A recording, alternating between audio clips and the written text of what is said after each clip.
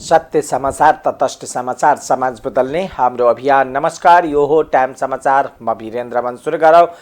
परिक्रमा नामक डकुमेन्ट्री सार्वजनिक सम्बन्धी प्रसङ्गबाट लक्ष्य फिल्मद्वारा निर्माण गरिएको डकुमेन्ट्री परिक्रमा स्टोरिज अफ फेथको प्रिमियर गरिएको छ। सोमबार गिरिजा 3Dमा लक्ष्य फिल्मले मैथिली भाषामा आफ्नो प्रिमियर गरेको हो। मिथिलाको महाकुम्भको रूपमा मानिने मिथिला परिक्रमाको लक्ष्य फिल्म्सले डकुमेन्ट्री तयार गरेको हो। परिक्रमाका निर्देशक विकास कुमार शाहले परिक्रमामा मैथिली भाषा बाहेक नेपाली, हिन्दी र अङ्ग्रेजीमा निर्माण गरिएको बताउनुभयो। उहाँका अनुसार परिक्रमा AP1 टेलिभिजनमा प्रदर्शन गरिनेछ भने OTP अर्थात् युट्युबबाट समेत गरिनेछ।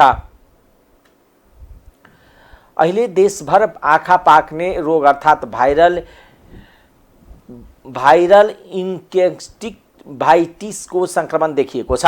हाल नेपालका विभिन्न जिल्लाहरूमा भाइरल इन्केफेलाइटिसको अर्थात् आँखा पाक्ने समस्या देखिएको हो। यो रोग लागेमा आँखा रातो हुने र चिलाउने, आँखाबाट आँसु बग्ने वा कचेरा चिप्रा लाग्ने, आँखाको ढकनी रातो सुनिने, आँखा बाजिने, घाम वा उज्यालोमा हेर्न गाह्रो हुनेछ। आँखा पाक्ने रोग सजिलै एक व्यक्तिबाट अर्को व्यक्तिमा सर्न सक्छ।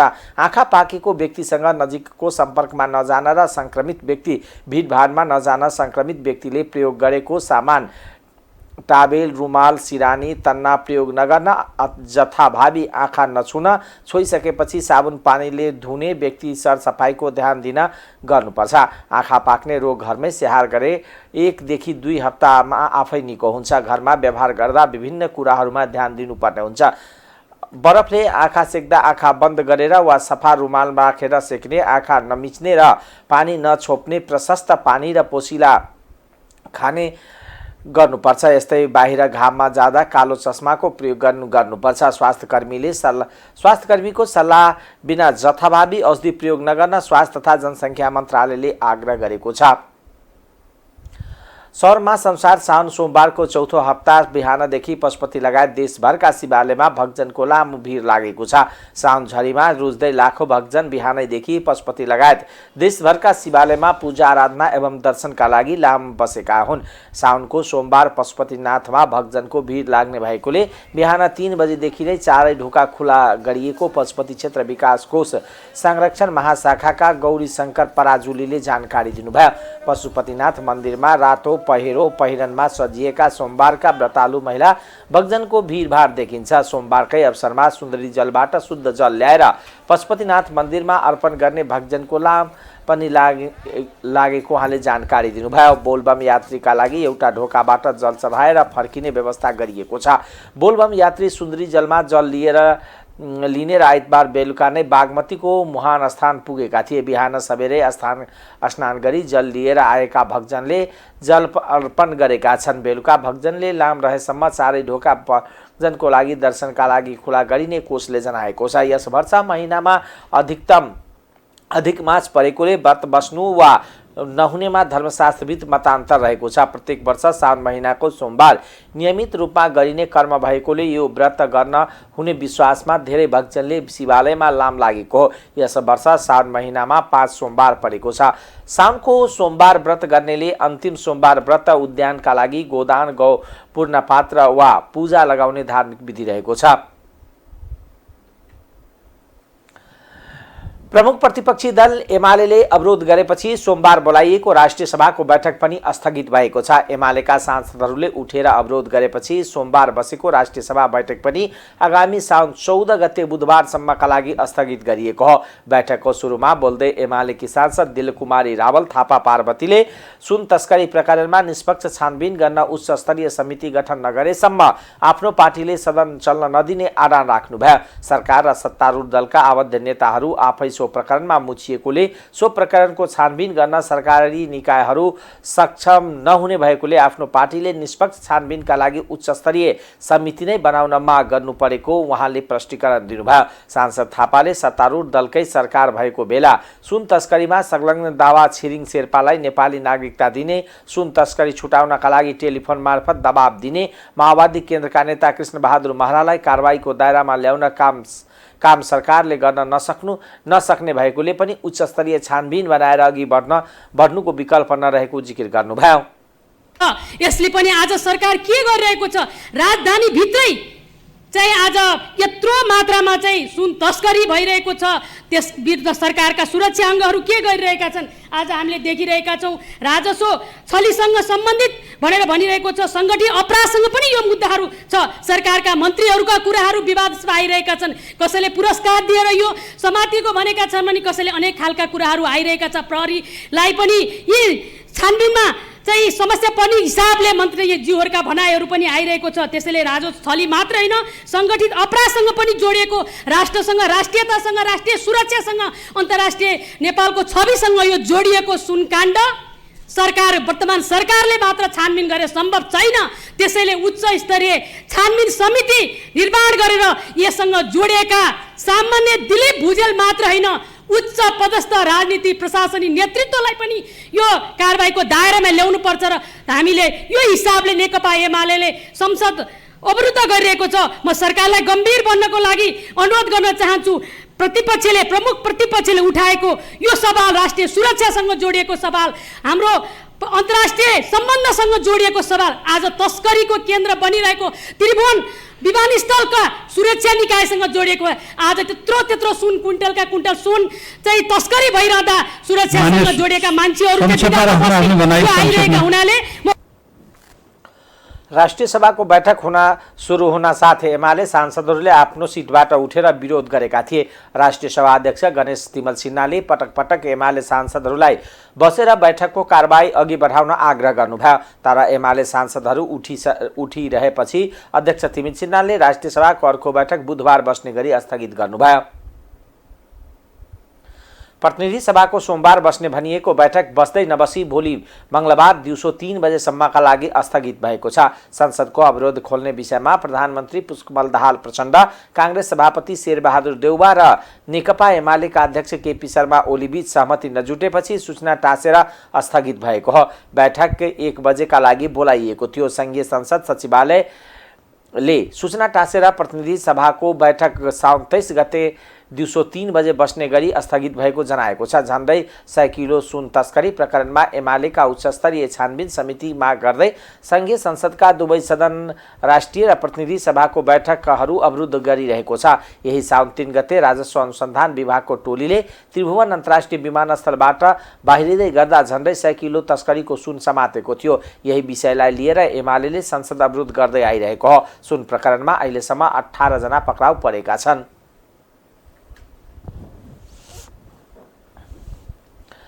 प्रधानमन्त्री पुष्पकमल दाहालले संसदमा आफ्नो भूमिकालाई वृद्धि गर्न पार्टीका सांसदहरूलाई निर्देशन दिनुभएको छ। सोमबार सिंहदरबारमा बसेको पार्टीको संसदीय दलको बैठकमा बोल्दै प्रधानमन्त्री दाहालले सांसदहरूलाई संसदभित्र आफ्नो भूमिकालाई वृद्धि गर्न निर्देशन दिनुभएको हो। उहाँले अवरुद्ध संसद खुलाउनका लागि प्रमुख प्रतिपक्षी दल लगायत विपक्षी दलहरूसँग छलफल गर्ने पनि बताउनुभयो। बैठकपछि सञ्चारकर्मीसँग कुरा गर्दै माओवादी केन्द्रका प्रमुख सचेतक हितराज पाण्डेले सांसदहरूलाई सुशासन, समृद्धि र सामाजिक न्याय सहित को रूपान्तरणका लागि संसदमा माओवादी केन्द्रको भूमिकालाई बढाउनु पर्ने प्रधानमन्त्री दाहालको निर्देशन रहेको जानकारी गराउनुभयो। दाहालले सभामुखसँग दलको शीर्ष नेताहरूको बैठकपछि विकसित घटनाक्रमहरूको बारेमा सांसदहरूलाई आवश्यक जानकारी गराइने पनि बताउनु भएको उहाँले जानकारी दिनुभयो। राष्ट्रिय सभाका सबै गतिविधिका बारे, त्यसपछि प्रतिनिधि सभाका सबै गतिविधि बारे मुख्य सचेतक मैले बैठक समक्ष रिपोर्ट गरेँ। यो सबै रिपोर्ट सुनिसकेपछि यी रिपोर्ट बारे 12 जना मान्यहरूले राष्ट्रिय सभा र प्रतिनिधि सभाका विविध विषयवस्तुहरूमा आफ्ना धारणा सँगसँगै जिज्ञासाहरू पनि हाम्रो पार्टीको केन्द्रीय समितिको बैठक जो 5 दिन चल्यो त्यसले लिएका निर्णयहरू अब व्यवहारमा कार्यान्वयन गर्नको लागि, सदन सुचारू गर्नको लागि सत्ता पक्षको मात्रै होइन समग्र नेपाली जनताको भावनाहरूलाई पनि समेटेर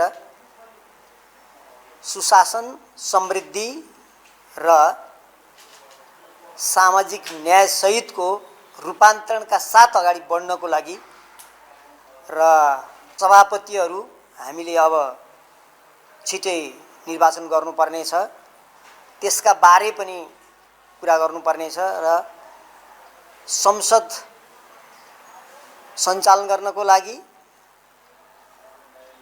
सभापति लगायतका अरू विषयवस्तुका लागि प्रमुख प्रतिपक्षी दलका नेता लगायत अरू मुख्य नेताहरूसँग सँगसँगै सत्ता पक्षका अरू नेताहरूसँग पनि छलफल गरेर ठोस निचोड निकालिन्छ र आज नै सम्माननीय सभामुखज्यूले शीर्ष नेताहरूसँग छलफल बोलाउनु भएको छ। त्यो छलफलपछि आवश्यक सबै बैठकमा उपप्रधान तथा गृहमन्त्री समेत रहेका माओवादी केन्द्रका वरिष्ठ उपाध्यक्ष नारायण काजी श्रेष्ठले संघीय शिक्षा ऐन, संघीय निजामती कर्मचारी ऐन र प्रहरी समायोजन ऐन ल्याउने कुरा सरकारको प्राथमिकतामा रहेको कुरा बताउनु भएको पाण्डेले उल्लेख गर्नुभयो। मन्त्री परिषदबाट पारित भएको शिक्षा विधेयकलाई लिएर थारू समुदायहरूले आपत्ति जनाएका छन्। संघीय शिक्षा ऐन संशोधन गर्न बनेको विधेयकले मधेसी, आदिवासी, जनजाति, दलित, पिछड़ा वर्ग वा अल्पसंख्यक मुस्लिम समुदाय र थारूलाई 22% आरक्षणको व्यवस्था गरी तराई मधेसका नाममा सुनियोजित रूपले थारूहरूको अस्तित्व, पहिचान र अधिकार समाप्त गर्न खोजेको भन्दै उनीहरूले आपत्ति जनाएका हुन्। सोमबार काठमाडौँमा पत्रकार सम्मेलन गर्दै उनीहरूले उक्त शिक्षा विधेयक थारू समुदायका लागि स्वीकार्य नभएको बताउनुभयो। यथास्थितिमा शिक्षा विधेयक पारित गर्न खोजेमा सरकारले कडा मूल्य चुकाउनुपर्ने उनीहरूको चेतावनी छ। पत्रकार सम्मेलनमा थरुहट थारूवान राष्ट्रिय मोर्चाका संयोजक श्रवण चौधरीले राज्यले थारू समुदायमाथि पटक पटक शोषण गरेको आरोप लगाउँदै अहिले पनि शिक्षा विधेयकमा पनि थारूहरूलाई राज्यले दमन गर्न खोजेको बताउनुभयो। हाम्रो निष्कर्ष के हो भने परिवर्तनकै नाममा हामीले, संघीयताकै नाममा, पहिचानकै नाममा हामीले आन्दोलन गर्दाखेरि टिकापुर घटना घट्यो। टिकापुर घटना घटिराख्दाखेरि मान्य रेशमलाल चौधरीको रिहाई भयो, आम माफी भयो, तर अझ पनि हाम्रा थारूहरू जेलबन्दी छन्। त्यो जेलबन्दीहरूलाई पनि रिहा हुनु पर्यो। सरकारले दिएको सीमा, नागरिक उन्मुक्ति पार्टीले लिएको सीमा असोज 3 सम्म छ। यो फैसला भएर, आम माफी भएर नागरिक उन्मुक्ति पार्टी सरकारमा जाँदै गर्दाखेरि उहाँको बीचमा आन्तरिक सहमति असोज 3 मा बाँकी रहेका राजबन्दीहरूलाई पनि रिहा गर्नुपर्छ भन्ने छ। त्यसले गर्दाखेरि म यो पत्रकार सम्मेलनबाट त्यो पनि आग्रह गर्न चाहन्छु कि हामी असोज 3 सम्म हेर्छौँ। यो शिक्षा ऐनको विषयमा त हामी आज र भोलिसम्म मात्र हेर्छौँ। त्यसपछि यो राज्यले हामीले 72 सालको आन्दोलन, 62 सालको आन्दोलन, माओवादीको जनयुद्ध, जति पनि परिवर्तनका आन्दोलनहरू भए र यो देशका भूमिपुत्र थारूहरू हुन्। यसको मूल्य यदि हामीलाई हाम्रो अधिकार र पहिचानबाट हामीलाई पूर्ण विश्वास दिलाएन, हामीलाई अधिकार सम्पन्न बनाएन भने यसको मूल्य राज्यले, यो सरकारले, यो देशले चुकाउनुपर्छ। तराईमा रहेका मधेसी, थारू, मुस्लिम, दलितलाई 22%ले मात्र नपुग्ने उहाँको भनाइ छ।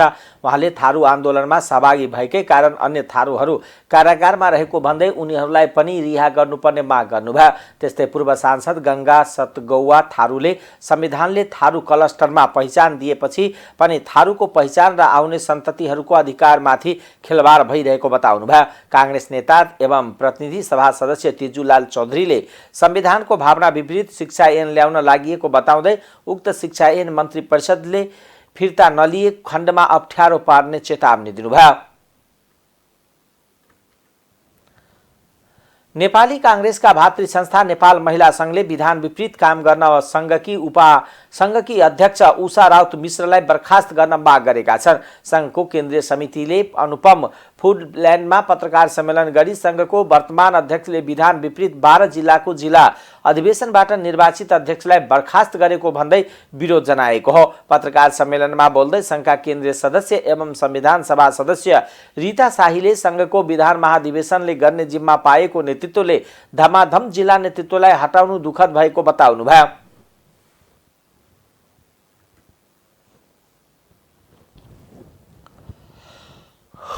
विधान विपरीत 12वटा जिल्लाको सभापतिलाई हटाइनु खेदजनक विषय हो। यस्तै सहमतिका साथ अगाडि बढ्नुपर्ने आजको आवश्यकता विपरीत केही जिल्ला मनोमानी ढङ्गले नयाँ नेतृत्व तोकिएको खबर सामाजिक सञ्जालबाट जानकारी पाउनुपर्ने अवस्था अत्यन्तै दुःखद हो। माथि पार्टी नेपाली काङ्ग्रेस देशभरि सङ्गठन सुदृढीकरण अभियान सञ्चालन गरिरहेको समयमा पार्टीभित्र नै विग्रह ल्याउने गरी नेपाल महिला सङ्घका अध्यक्ष उषा रावत मिसलले विधानभन्दा विपरीत 12 जिल्लाको जिल्ला अध्यक्षलाई बर्खास्त गर्नु घोर आपत्तिजनक विषय हो। महिला सङ्घ अध्यक्ष रावत, जिल्ला अध्यक्षहरू छिलाङ्गु शेर्पा सोलु, सीता मैनाली बारा, विद्या श्रेष्ठ पर्सा, विमला निरौला सिरा, मिना गुरुङ ताप्लेजुङ, निर्मला सञ्जाल इलाम, बिना तिवारी मोहतरी, भुवन गिरी श्रेष्ठ रौतहट, कोपिला राणाबाट कास्की, सुशीला ढकाल झापा, विजय बुढा हुम्ला मुनमानी हटाइएको छ। साथै केही जिल्ला केन्द्रीय समितिको छलफल नगरी जिल्ला नेतृत्वको जिम्मेवारी दिएको छ। महिला सङ्घको लामो समय सङ्गठनमा काम गरेका नेता कार्यकर्तालाई पाखा लगाउने उद्देश्यले कसैको नियति स्वार्थ पुरा गर्न लागि महिला सङ्घमा यो विग्रह ल्याएको हो। नेपाली साथै पार्टीलाई एक ढिक्का बनाएर सङ्गठन सुदृढीकरण अभियान सञ्चालनमा भइरहेको बेला पार्टीभित्र विग्रह निम्त्याउने नेपाल महिला सङ्घका अध्यक्ष उषा रावत मिश्रलाई तत्काल बर्खास्त गर्न समेत माग गर्दछौँ। सरकार शर्मा र सहमन्त्री लगायत पदाधिकारीलाई समेत यो विषयमा ध्यान आकर्षण गराइएको छ र यो अवस्थामा नेपाली काङ्ग्रेस सञ्चालन गरेको सङ्गठन सुदृढीकरण असफल बनाउने पार्टीमा विग्रह ल्याउने षड्यन्त्र गर्ने महिला सङ्घको सभापतिलाई बर्खास्त गर्न हामी पार्टी नेतृत्वलाई हार्दिक अनुरोध गर्दछौँ। उहाँहरूलाई महिला सङ्घको वर्तमान अध्यक्ष उषा राउत मिश्रले सोलुखुम्बु अध्यक्ष छिलुम्बु शेर्पा, बारा अध्यक्ष सीता मैनाली, पर्साका अध्यक्ष विद्या श्रेष्ठ, सिराहाका सभापति विमला निरौला, ताप्लेजुङ अध्यक्ष मीना गुरुङ, इलाम अध्यक्ष निर्मला सञ्जेन, महोत्तरी अध्यक्ष बिना तिवारी, रौतहट अध्यक्ष भुवानी गिरी, कास्की अध्यक्ष कोपिला राणाभाट, झापा सभापति सुशीला ढकाल र हुम्ला सभापति विजया बुढालाई हटाएकी छिन्। केन्द्रीय सदस्य छाया सुनारले महिला सङ्घको केन्द्रीय समितिको बैठक नै नबसी एकलौटी ढङ्गले आफ्नो गतिविधि अगाडि बढाएको बताउनुभयो। बुद्ध जन्मस्थल लुम्बिनीमा भारतीय अन्तर्राष्ट्रिय बौद्ध संस्कृति र सम्पदा केन्द्रको निर्माण सुरु भएको छ। बुद्ध जन्मस्थल लुम्बिनी स्थित बिहार क्षेत्रमा अन्तर्राष्ट्रिय बुद्धिस्ट परिसङ्घको लगानीमा भारतीय बौद्ध संस्कृति र सम्पदा केन्द्रको निर्माण सुरु भएको हो। गत वर्ष भारतीय प्रधानमन्त्री नरेन्द्र मोदी लुम्बिनी भ्रमणमा आएको बेला उहाँ र नेपालका तत्कालीन प्रधानमन्त्री शेरबहादुर देउवाले संयुक्त रूपमा भारतीय बिहार शिलान्यास गर्नुभएको थियो। सोमबार बिहार निर्माण स्थलमा बौद्ध परम्परा अनुसार पूजा र भिक्षु भिक्षुनीबाट पाठ गरेर कमल फूल आकारमा तयार हुने गरी बिहारको निर्माण थालिएको छ। भूमि पूजन कार्यक्रममा लुम्बिनी विकास कोषका कार्यवाहक उपाध्यक्ष सिद्धिचरण भट्टराई डुङ्गीराजले अन्तर्राष्ट्रिय स्तरको भारतीय बिहारको निर्माण प्रारम्भ हुनु सुखद भएको बताउनुभयो। उहाँले यसले बुद्ध जन्मस्थलको गरिमालाई थप उचाइमा पुर्याउने बताउनुभयो। भट्टराईले नेपाल भारत बीचको सम्बन्ध दुई छिमेकी देशका रूपमा मात्र सीमित नभई भगवान गौतम बुद्धको कारण हजारौं वर्ष अघिदेखि नै सांस्कृतिक रूपमा जोडिएको बताउनुभयो। बिहारहरू बनाउनको निम्ति जग्गा छुट्याइएको छ, जसमध्ये भारत सरकारको तर्फबाट आइबिसी इन्टरनेसनल बुद्धिस्ट कन्फेडरेसनलाई लुम्बिनी विकास कोषको मार्फतबाट गत वर्ष हामीले विधिवत रूपमा चाहिँ 80 बाई 80 मिटर अर्थात् एक बिघाको जग्गा हामीले उपलब्ध गराएका थियौँ र गत वर्षको बुद्ध जयन्तीमा दुई देशका सम्मान्य प्रधानमन्त्रीज्यूहरू आएर यहाँ जग्गाको हस्तान्तरण नेपाल सरकार लुम्बिनी विकास कोषको तर्फबाट आइबिसीलाई चाहिँ जग्गा हस्तान्तरण गर्नलाई यही भूमिमा हामीले चाहिँ विधिवत रूपमा चाहिँ साङ्केतिक रूपमा पूजा अर्पण गऱ्यौँ भारतीय सम्मान्य प्रधानमन्त्री र तत्कालीन नेपालका सम्मान्य प्रधानमन्त्रीज्यूहरूबाट। त्यसपछि टेक्निकल रूपमा चाहिँ जुन संस्था थियो त्यहाँ के कस्तो मन्दिर बन्ने भनेर डिटेल प्रोजेक्ट प्रोफाइल बन्छ, त्यसको निम्ति उहाँहरूले 6-7 महिना लिनुभयो र एउटा भव्य डिजाइन हामीलाई प्राप्त जानकारी अनुसार हाम्रो अहिले टेक्नोलोजीको डाटा अनुसार 1 अर्ब आइसीको यो प्रोजेक्ट हो र यो चाहिँ नेट जिरो इनर्जी हाउस भनेर हामी भन्छौँ। त्यो नेपालमा कुन चाहिँ क्याम्पसमा मात्र एउटा सानो स्केलमा छ। त्यो भनेको हामीले अब बाहिरको कृत्रिम इनर्जीहरू चाहिँ जुन इलेक्ट्रिसिटी माध्यमबाट हामीले लिइरहेछौँ, जेनेरेटर आदि इत्यादिबाट लिइरहेछौँ, बिल्डिङलाई बिजुली उत्पादन गर्ने त्यो युनिटलाई चाहिँ वातावरण हामीले चाहिँ एसीहरू दिने चिसो वातावरण कायम गर्ने जस्ता प्रविधिहरू जस्तै सोलर हुन सक्छ। बुद्ध जीवनका 4 धाम मध्ये एक बुद्ध जन्मस्थल लुम्बिनी र बाँकी 3 धाम भारतमा रहेकोले बौद्ध पर्यटनको विकासमा नेपाल भारत बीच सहकार्य आवश्यक रहेको उहाँको भनाइ थियो। भारतको उपस्थिति जन्मस्थल लुम्बिनीमा अनिवार्य रहेको भन्दै उहाँले अब 18 महिनापछि कमल फूलको आकृतिको विहार सम्पन्न भएर बुद्ध गतिविधि चलायमान हुने जानकारी दिनुभयो। म्याग्दीको रघुगंगा गाउँपालिका 2 बेसरीको अधेरी खोला स्थित पहिरोले बेनी जोमसुम सडकमा यातायात सञ्चालनमा जोखिम बनाएको छ। सडकमाथि निरन्तर पहिरो खस्न थालेपछि म्याग्दीको उत्तरी क्षेत्र हुँदै मुस्ताङलाई राष्ट्रिय राजमार्गसँग जोड्ने बेनी जोमसुम करोल सडकमा दैनिक जसो यातायातका साधन आवत जावत बन्द हुने गरेको छ। सडक अवरुद्ध हुँदा म्याग्दीको रघुगंगा अन्नपूर्ण गाउँपालिका मुस्ताङका सर्वसाधारणका साथै तीर्थयात्री र पर्यटकहरू घण्टौसम्म जाममा पर्ने गरेका छन्। पहिरो खसिरहने र सडक अवरुद्ध हुने समस्याले यात्रुलाई समयमा गन्तव्यमा पुग्न समस्या भएको छ। हिँडिरहेको अवस्थामा कुन बेला पहिरो खसेर पुर्छ भन्ने जोखिम र त्रास छ। सडकमाथिको करिब 400 मिटर चौडाइ र 500 मिटर लम्बाइको पाखो पहिरोमा परिणत भएको छ। सडकमाथि पहाडको डिल छ। पहाडमाथिको पाखो सडकबाट देखिँदैन। पाखोबाट खस्ने ढुङ्गा र पहिरोले गुडिरहेको सवारी साधनलाई क्षति पुग्ने, यात्रुलाई चोट पटक लाग्ने गरेको छ। 76 किलोमिटर दूरीको बेनी जोमसुम सडकमा सिधा यातायात सञ्चालन नहुँदा आवत जावतका साथै आलु स्याउ लगायत कृषि उपज निकासी प्रभावित भएको छ। पाखोमा बग्ने अवस्थामा रहेको ढुङ्गा माटोलाई सेना, प्रहरी र मजदुरले सडकमा खसालेर डोजरले पन्छाएर अस्थायी रूपमा सडक खोलाउने गरिएको छ।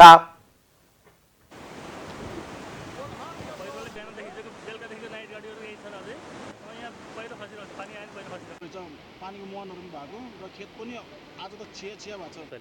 यो असारको पहिलो दोस्रो हप्तादेखिबाटै सुरु हुन लाग्यो। अहिले छिटो भयो। पोहोर चाहिँ साउनको अन्तिममा भएको थियो। समस्या भएको छ र काम गर्नु एकदम जोखिम छ कि यहाँ अब कताबाट माथेर पहिरो आएर आफैले चाप्छ। कसरी रोकथाम गर्ने पनि छैन।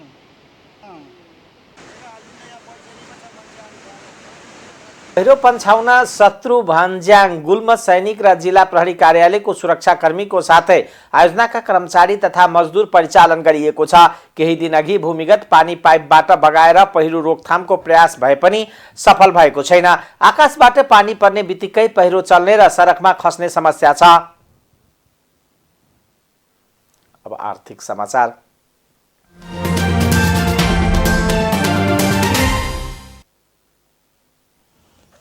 दैनिक जीवनमा प्रयोग हुने सामग्रीको आयातमा ठूलो धनराशि खर्च भएको पाइएको छ। सिन्दुर, टुथपेस्ट, कपाल स्याहारको सामग्री लगायतमा ठूलो धनराशि विदेशिएको छ। भन्सार विभागले सार्वजनिक गरेको विवरण अनुसार यस्तो सामग्रीको आयातका लागि मात्रै ठूलो परिमाणमा विदेशी मुद्रा खर्च भइरहेको छ। विभागका अनुसार गएको आर्थिक वर्षमा नेल पलिसको आयातमा मात्रै 5 करोड 27 लाख 18 हजार रुपियाँ बाहिरिएको छ। त्यस्तै फेस क्रिम आयातमा 78 करोड 5 लाख 81 हजार रुपियाँ विदेशिएको छ। त्यस्तै आर्थिक वर्ष 79-80 मा 46 करोड 9 लाख 89 हजार रुपियाँ बराबरको बडी लोसन आयात भएको छ। यसबाट सरकारले 23 करोड 4 लाख 83 हजार रुपियाँको राजस्व सङ्कलन गरेको छ। नेपाली महिलाले प्रयोग गर्ने सिन्दुरको आयातमा पनि ठूलो धनराशि खर्च भएको छ। पछिल्लो एक वर्षमा 1 करोड 5 लाख 65 हजार रुपियाँको सिन्दुर आयात भएको छ। गएको आर्थिक वर्षमा सिन्दुर भारत र इन्डोनेसियाबाट आयात भएको छ। विभागका अनुसार गएको आर्थिक वर्षमा 3 अर्ब रुपियाँ भन्दा बढीको कपाल स्याहारका वस्तु आयात भएको छ। कपालको स्याहारमा प्रयोग हुने स्याम्पू, तेल, क्रिम, रंग लगायतका वस्तु आयातमा यो धनराशि खर्च भएको हो। गएको आर्थिक वर्षमा 63 करोड 21 लाख 33 हजार रुपियाँको स्याम्पू आयात भएको छ भने 69 करोड 77 लाख 79 हजार रुपियाँको कपालमा लगाउने तेल आयात भएको छ। साथै 7 करोड 32 लाख 38 हजार रुपियाँ बराबरको कपालमा लगाउने क्रिम आयात भएको छ। विभागका अनुसार गएको आर्थिक वर्षमा ओठ र आँखा सिंगारका सामान आयातमा करोडौं बाहिरिएको छ। गएको आर्थिक वर्षमा मेकअपका सामान आयातमा 36 करोड 44 लाख 60 हजार रुपियाँ बाहिरिएको छ। जसमा आँखा मेकअपका लागि मात्रै 19 करोड 40 लाख 80 रुपियाँ खर्च भएको छ। त्यस्तै अन्य सिंगारका सामग्री आयातमा 3 अर्ब 13 करोड रुपियाँ भन्दा बढी रकम बाहिरिएको छ। त्यस्तै विभागका अनुसार गएको आर्थिक वर्षमा 71 करोड 32,58,000 रुपियाँ बराबरको टुथपेस्ट मञ्जन आयात भएको छ। त्यस्तै 54 करोड 84,83,000 रुपियाँ मूल्य बराबरको मञ्जन निर्यात भएको छ। विवरण अनुसार गएको आर्थिक वर्षमा 1 अर्ब रुपियाँ भन्दा बढीको पेन, पेन्सिल, मार्कर तथा यसका वस्तु आयात भएका छन्। अन्तर्राष्ट्रिय समाचार।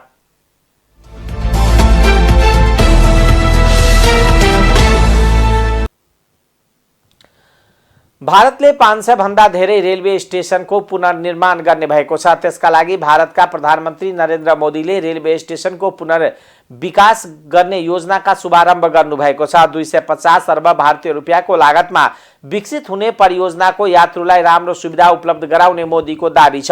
रेलवे स्टेशनहरूको पुनर्विकासमा प्लेटफर्महरूमा राम्रो बस्ने व्यवस्था, अपग्रेड गरिएको प्रतीक्षालय र निशुल्क वाइफाई जरान लगायतका सुविधाहरू समावेश हुनेछन्। प्रधानमन्त्री मोदीले तत्कालका लागि 508 वटा स्टेशनहरूको पुनर्निर्माण गरिने बताउनुभयो। उहाँका अनुसार भारतीय सरकारले 1300 वटा रेलवे स्टेशनहरूको पुनर्निर्माण गर्ने लक्ष्य राखेको छ। पाकिस्तानको सिन्ध प्रान्तमा रेल दुर्घटना हुँदा कम्तीमा 30 जनाको ज्यान गएको छ। दुर्घटनामा 50 जना भन्दा धेरै घाइते भएका छन्। 45 किलोमिटर प्रति घण्टाको सामान्य गतिमा गुडिरहेको हजारा एक्सप्रेस रेलका 8 डब्बा लिकबाट बाहिर गएको बीबीसी हिन्दीले जनाएको छ। पाकिस्तानमा रेल मन्त्री साद रफिकले 30 जनाको शव भेटिएको र अरूको उद्धार तथा उपचार भइरहेको जानकारी दिनुभयो। रेल झन्डै 1000 जना यात्रु थिए। सरकारले नवाबशाह र नजिकैको सिन्ध जिल्लाका अस्पतालहरूमा सङ्कटकाल घोषणा गरेको छ। सामाजिक सञ्जालमा राखिएको भिडियोहरूमा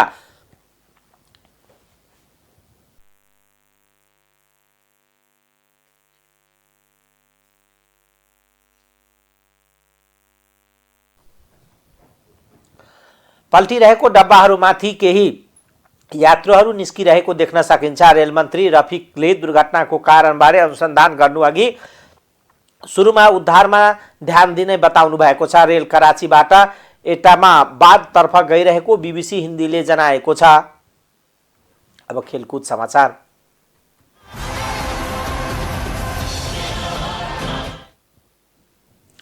एएफसी कपको प्रारम्भिक चरण अन्तर्गत भुटानको पारो एएफसी विरुद्ध खेलका लागि मछिन्द्र फुटबल क्लब तयार रहेको मुख्य प्रशिक्षक किशोर केसीले बताउनु भएको छ। मछिन्द्र र पारो बीचको खेल त्रिपुरेश्वर स्थित दशरथ रङ्गशालामा मंगलबार साँझ 5:30 बजेबाट सुरु हुनेछ। सोमबार आयोजित प्री म्याच कन्फरेन्सका क्रममा मछिन्द्रका प्रशिक्षक केसीले खेलका लागि आफ्नो टिम तयार रहेको बताउनुभयो। केसीले टिममा थप 7 जनालाई भित्रिएको तथा उनीहरूलाई आवश्यकता अनुसार मौका दिने समेत जनाउनुभयो। मछिन्द्रका कप्तान विशाल श्रेष्ठले पनि टिम राम्रो अवस्थामा रहेको बताउनुभयो। पारो एफसीका प्रशिक्षक पुष्पलाल शर्माले पनि भुटानमा लिग जारी रहेका कारण टिमको तयारी राम्रो भएको दाबी गर्नुभयो। उहाँले आफ्नो खेलाडीहरू उच्च लयमा रहेको बताउनुभयो।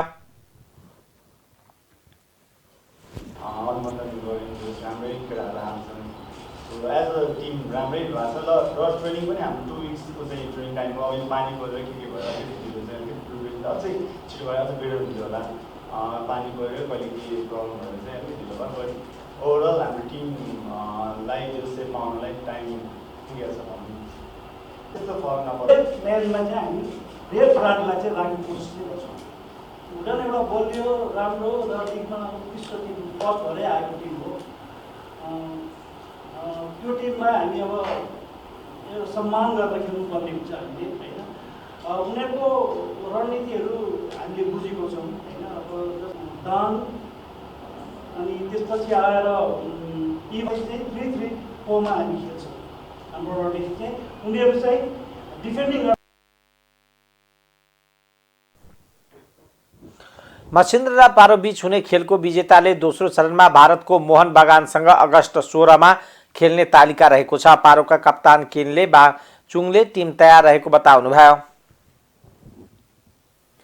टाइम्स समाचार अहिलेको लागि यति नै। हेर्दै गर्नुहोला टाइम्स टेलिभिजन। नमस्कार।